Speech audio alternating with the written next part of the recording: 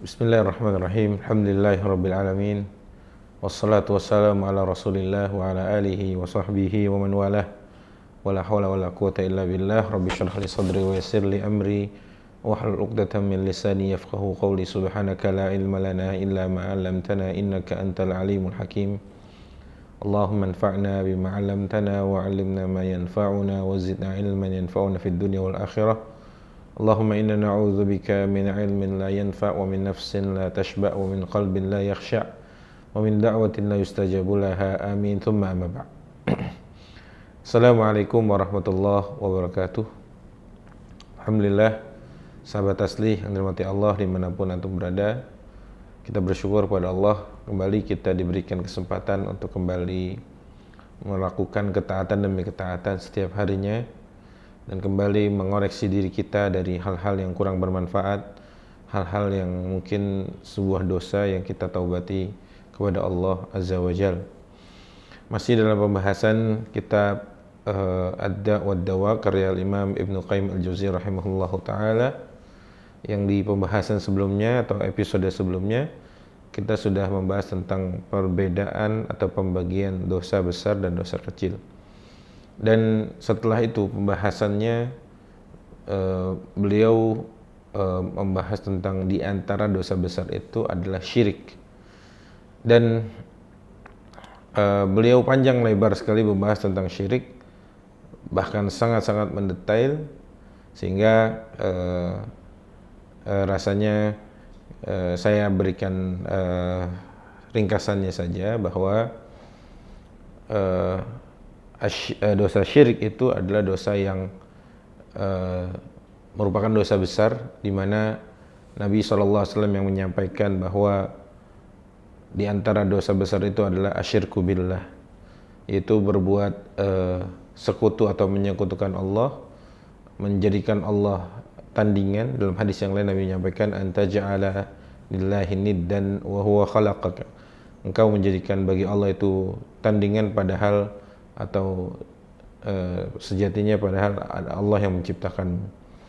Dan pembahasan lainnya beliau juga menyinggung tentang pembahasan syirik yang masuk dalam kategori syirik zat Allah, yang menyekutukan zat Allah, atau syirik dalam ibadah. Ini menjadi ringkasan saja yang saya sebutkan, bahwa syirik tentang zat Allah diantaranya adalah ta'til, yang artinya tidak menganggap Allah sebagai Tuhan. Itu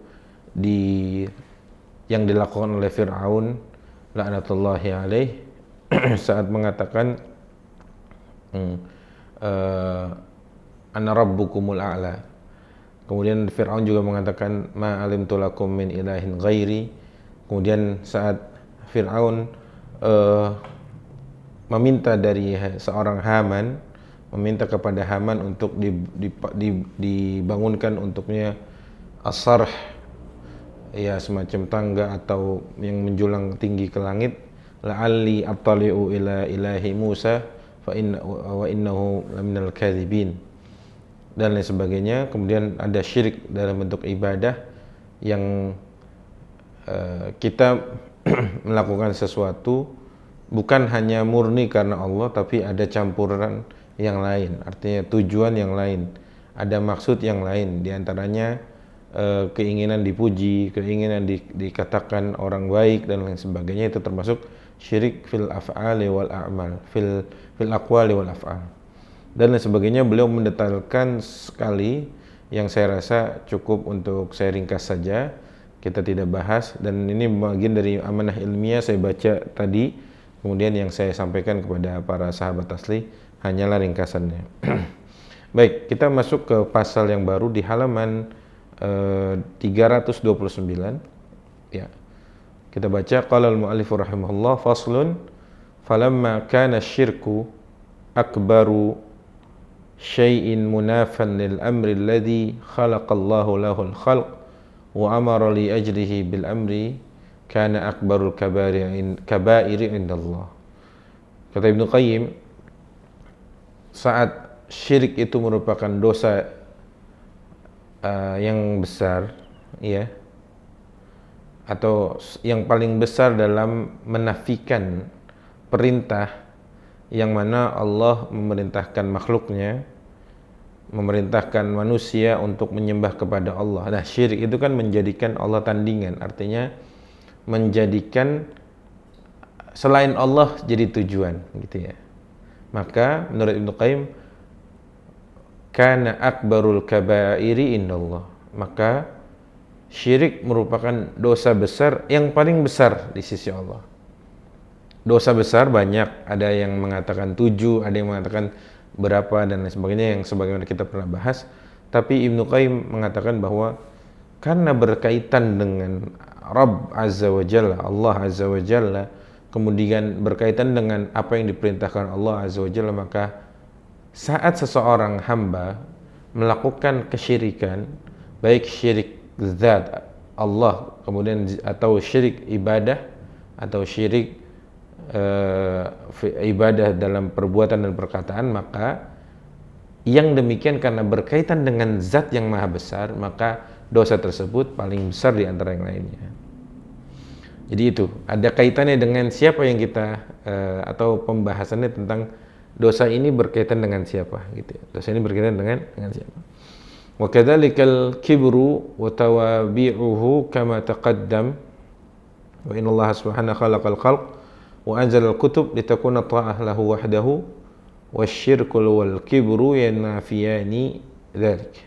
Sebagaimana al-kibr, yakni kesombongan dan semua turunannya yang setelah dijelaskan oleh Ibnu Qayyim di atas, fa innallaha subhanahu khalaqal khalq, sesungguhnya Allah subhanahu menciptakan manusia, wa anzalal kutub, menurunkan kitab-kitab, litakuna ta'atu lahu, litakuna ta'atu lahu wahdah, agar supaya ketaatan itu hanya mutlak bagi Allah saja, hanya mutlak kepada Allah saja dan tidak kepada selainnya. Wasyirku wal kibru yunafiyani dzalik. Adapun kesyirikan dan kesombongan itu yang menafikan ibadah hanya kepada Allah saja. Makanya dosa tersebut termasuk dosa yang kategorinya dosa besar yang paling besar. Walidzalik harramallahu al-jannata 'ala ahli syirki wal kibr fala yadkhuluha man kana fi qalbihi mithqala dzarratin min kibr. Oleh karena itu Allah mengharamkan surga bagi para pelaku kesyirikan dan juga para orang-orang sombong. Maka ia tidak masuk ke dalam surga disebabkan di dalam hatinya ada satu biji sawi zarrah yang kecil itu dari kesombongan dia di hadapan Allah Azza wa Jalla. Artinya dua dosa besar di pasal yang baru ini merupakan dosa besar yang dipotret oleh Ibnu Qayyim al-Jauziyah rahimahullah menjadi dosa yang besar, yang paling besar di antara dosa-dosa yang lain. Baik, ikhwatal iman, sahabat rahmati Allah, masuk ke pasal yang baru, faslun wa yali wa lidzalika fi kibril mafsadah al-qawlu 'ala Allah bila ilmin fi asma'ihi wa sifatihi wa af'alihi wa wasfuhu bididdi ma wa wasafahu atau wasfuhu bididdi ma wasafa bihi nafsuhu wa wasafa bihi rasuluhu fahuwa ashaddu syai'in munaqidatan wa munafatan al-kamal man lahul khalq wal amr wa qadhun fi nafsi rububiyyah wa khasa'isir rabb. Masih dalam pembahasan tentang kibr, kerusakan yang namanya kibrul mafsada. Contohnya gini, kesombongan dalam bentuk berkata tentang zat Allah tanpa ilmu, ya, mengomentari tentang asma sifatnya Allah, perbuatannya Allah, bahkan mensifati Allah di luar apa yang Allah dan Rasulnya sifati tentang dirinya. Itu merupakan, kata Ibnu Qayyim, asyaddu syai'in munaqidatan wa munafatan kamal. Itu karena sebab tidak ada ilmunya, seseorang mengatakan sembarangan tentang Allah yang akhirnya jatuh ke dalam perbuatan merendahkan zat Allah yang maha tinggi itu, maka itu juga bagian dari munafatan kamal, yang menafikan sifat sempurnanya Allah. Sebab ketidaktahuan seseorang tadi, minimnya ilmu seseorang, kemudian berbicara tentang zat Allah, asma wa sifatnya Allah tanpa ilmu, maka yang ada hanyalah kerusakan. Karena dia datang dengan sesuatu yang dalam bentuk mengurangi apa yang menjadi sempurna bagi Allah, gitu ya. Sehingga tidak boleh seseorang juga berbicara tanpa ilmu tentang zat Allah Azza wa Jalla, apalagi terlebih tentang zat Allah. Makanya tentang asma dan sifatnya Allah, kita serahkan kepada para ulama kita, dan kita sebagai orang-orang yang pembelajar, orang awam, hendaknya mengimani bahwa Allahu ala kulli syai'in qadir. Allah laisa kamitslihi syai'un wa huwa as-sami'ul basir. Artinya bagi kita orang-orang awam, para pembelajar pemula, tidak boleh juga masuk ke dalam ranah hal-hal yang sangat detail sekali yang hanya bisa di situ dibahas oleh para ulama kita. Baik. Waqadhun fi nafsir rububiyah, itu masih di dalam tadi ya. Waqadhun fi nafsir rububiyah yang di bab yang sama. Baik. Setelahnya fa in sadara dzalika min ilmin fa huwa inadun aqbah min asyirk. Seandainya orang yang ngomong itu tentang asma dan sifat Allah, dia ngomongnya pakai ilmu tapi dia salah, maka itu bentuk dari inad, pertentangan. Wa a'dhamu itsman 'indallah, bertentangan, dan itu tidak dibenarkan. Fa innal musyrikil muqir bi sifatir rabb, ya ini lihat perkataan Ibnu Qayyim rahimahullah, fa innal musyrik al-muqir bi sifatir rabbi khairun minal muta'attilil jahid di sifati kamali. Sesungguhnya orang yang musyrik, dia berbuat kesyirikan dan dengan tetap meyakini, menyatakan bahwa sifat-sifat Allah seluruhnya bisifatir Rabb, dia masih lebih baik daripada seorang mu'attil. Mu'attil itu bisa diartikan sebagai orang yang dia tidak peduli dengan, atau dia ta'attala, tu'attilu sifat, tu'attilu dzat, dia tidak memandang bahwa Allah itu sempurna dan lain sebagainya. Itu maka orang yang musyrik dengan tetap mengimani bahwa Allah Azza wa Jalla adalah memiliki sifat kamal, lebih baik daripada orang yang mu'attil. Dia dari awal tidak meyakini Allah memiliki sifat kamal. Itu singkatnya menurut Ibnu Qayyim rahimahullah. Kama anna man aqarra li malikin bil mulk, ya, sebagaimana seseorang yang menetapkan bahwa raja ini berhak, ya, menjadi raja dengan pastinya harus ada kerajaannya gitu ya. Kemudian walam yajhad mulkuhu wala sifat allati istahaqqa bihal malik lakin ja'ala mahu syarikan fi ba'dil umur yuqaribu ilaihi khairum mimman jahada sifatil malik. Jadi misalkan ada seorang raja, ada seorang menteri misalkan, dari seorang menteri di sebuah kerajaan. Dia meyakini bahwa raja ini dia seorang raja gitu ya. Memang dia haknya, dia punya kerajaan, dia yang punya wewenang di sini.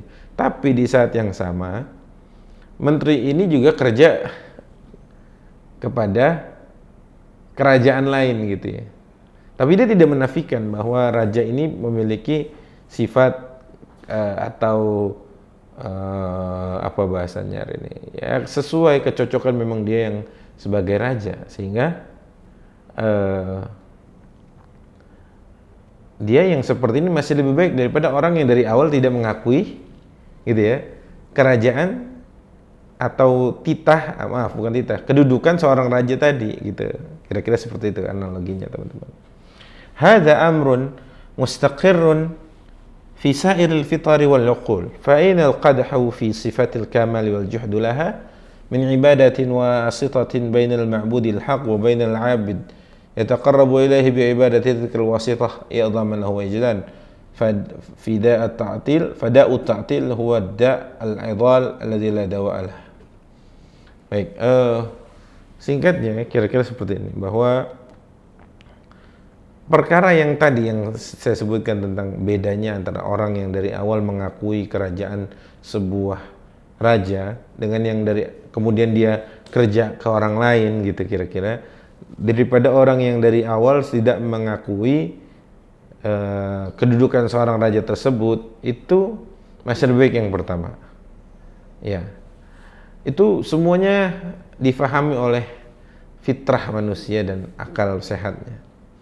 Baik, kita langsung walihada hakallahu an imamil mu'attilah Fir'aun. Nah, di awal di atas yang saya tadi sebutkan ringkasannya itu, Ibnu Qayyim juga menyinggung tentang kalimat Fir'aun, perkataan Fir'aun yang menafikan dari awal tentang tidak ada Rabb Azza wa Jalla. Ya, tidak ada Rabb Azza wa Jalla. Allah abadikan. Ya, dalam surat Ghafir ayat 36 dan 37 Allah Azza wa Jalla berfirman, A'udzubillahi minasyaitonirrajim, ya Hamanu bnili. Ini kan kalimatnya Fir'aun yang diabadikan oleh Quran. Ya Hamanu bnili sarha la'alli ablughul asbab as-samawati fa'attali'a ila ilahi Musa wa inni la'adhunnuhu kadhiba. Baik, Fir'aun bertitah memerintahkan kepada seorang Haman agar buatkanlah kepadaku sarh, bangunankah atau sesuatu yang dapat aku menggapai langit ketujuh yang dengan itu la'alli ablughul asbab as-samawati wal ard. Apa tujuannya dia mau naik ke atas dengan bangunan yang tinggi itu, dengan arsitektur dan infrastruktur yang megah itu? Tujuannya Firaun mau ngecek Tuhannya Musa, Allah Azza wa Jalla. Fa'attali'u ila ilahi. Itu kan dari awal tidak percaya Firaun itu. Sehingga ini ta'til. Dari awal nggak percaya. Beda sama orang yang dia musyrik tapi dia masih dari awal meyakini bahwa Allah Azza wa Jalla adalah Rabbul Izzah yang punya sifat kamal, tapi di satu sisi dia berbuat syirik. Bukan yang dari awal seperti Fir'aun yang mengatakan la'alli fa'attali'a ila ilahi Musa. Dalam ayat yang lain, ma'alimtu lakum min ilahin ghairi, aku tidak mengetahui di atas muka bumi ini Tuhan selain aku, gitu kan? Baik. Wahtajja Syekh Abdul Hasan Al-Asy'ari, Syekh Abdul Hasan Al-Asy'ari, salah seorang ulama besar, pendiri mazhab atau mazhab Asy'ariyah, ya, mazhab akidah. Wahtajja Syekh Abdul Hasan Al-Asy'ari fi kutubihi ala al-mu'attilah bi hadhihi al-ayah wa qad dzakarna lafdhahu fi ghairi hadzal kitab.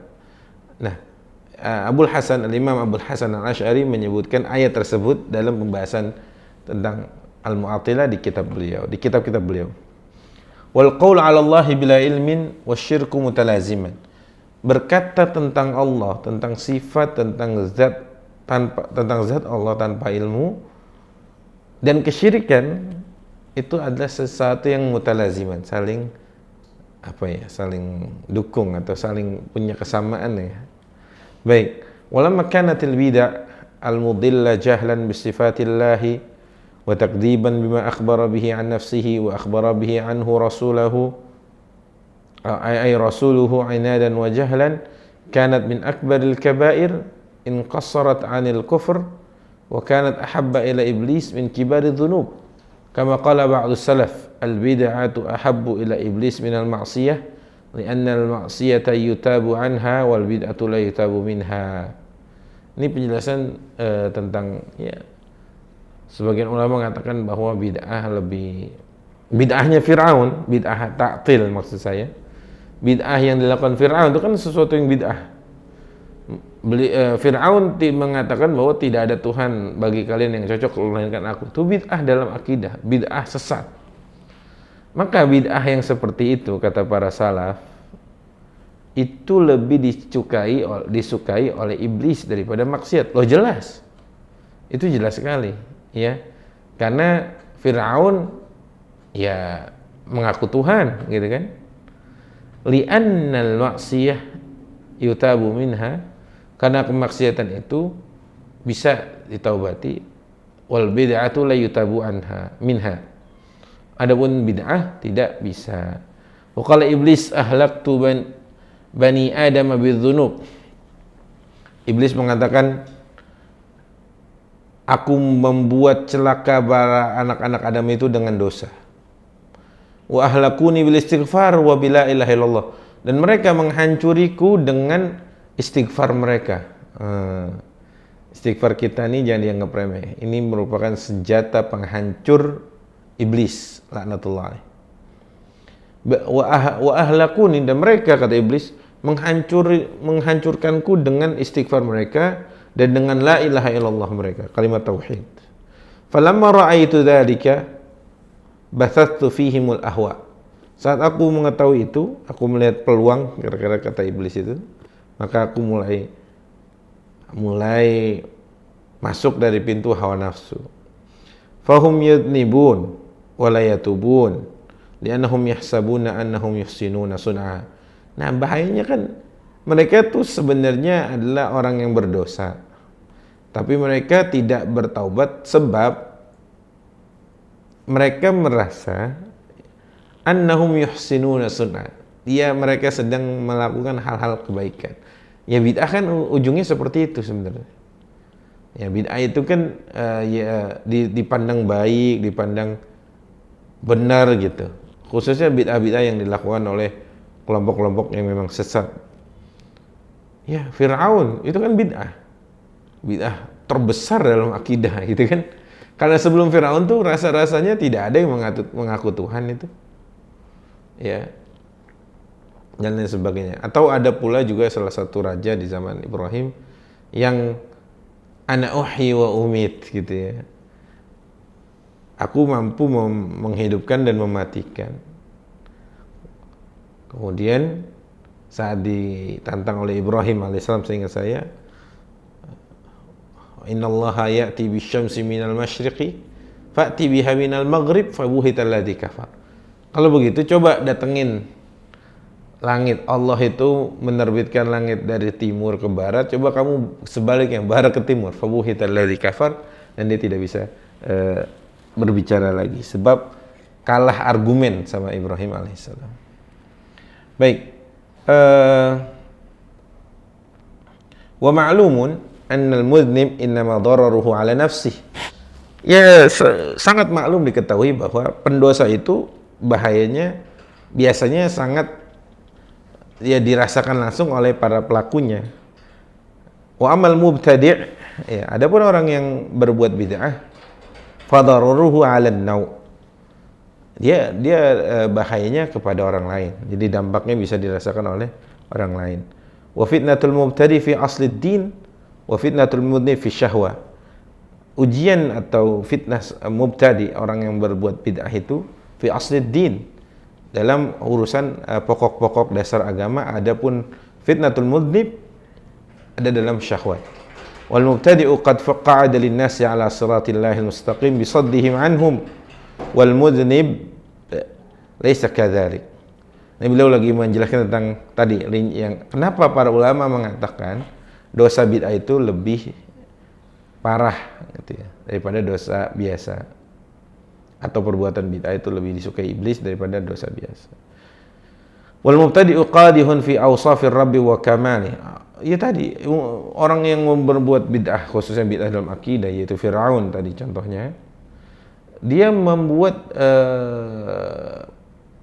menyasar atau merusak gitu ya, atau mencederai awsafir rabb wa kamali, sifat-sifat Allah dan kesempurnaannya. Wal mudnib laisa kadzalik. Adapun yang pendosa kan enggak gitu. Wal mubtadi'u munaqidun lima jaa'a bihi ar-rasul wal 'asi laisa kadzalik. Orang yang melakukan bid'ah itu menabrak apa yang dibawa oleh Nabi SAW dari syariat ini. Adapun pelaku dosa laisa kadzalik, tidak demikian. Wal mubtadi'u yaqta'u 'ala an-nasi tariqal akhirah. Orang mubtadi itu memutus jalan manusia menuju kampung akhirat. Adapun pelaku maksiat bati as-sayri bisababi dzunubihi, lambat jalannya sebab dosa yang diperbuatnya. Kira-kira itu yang bisa disampaikan sahabat rahmati Allah. Nanti kita akan bahas seputar hal-hal yang berkaitan dengan dosa besar dan lain sebagainya. Aku qouli hadza wa astaghfirullah li wa lakum. Semoga yang sedikit ini bermanfaat. Wassalamualaikum warahmatullahi wabarakatuh.